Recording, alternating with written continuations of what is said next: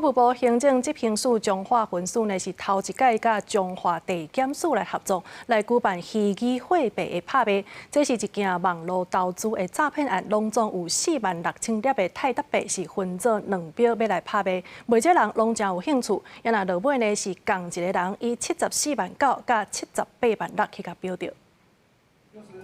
拍卖时间一到，大家开始竞标。中华法务部行政执行署彰化分署头摆举办虚拟货币泰达币拍卖。拍卖公告的消息一出来，就袂少民众打电话询问。伫拍卖现场，嘛袂少人对泰达币有兴趣，甚至佫有特别为台北来彰化参加拍卖。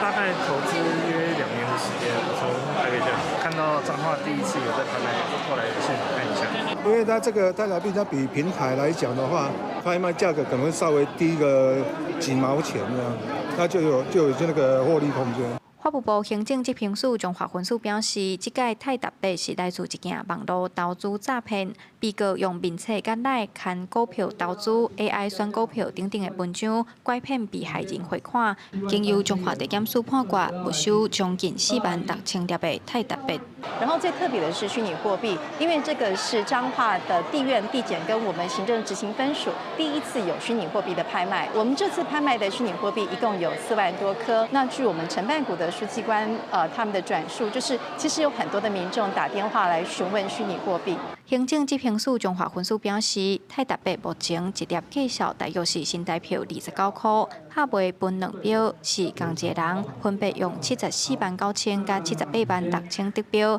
发牌变卖所得会转售交予彰化地检署保管。记者杨淑静彰化报道。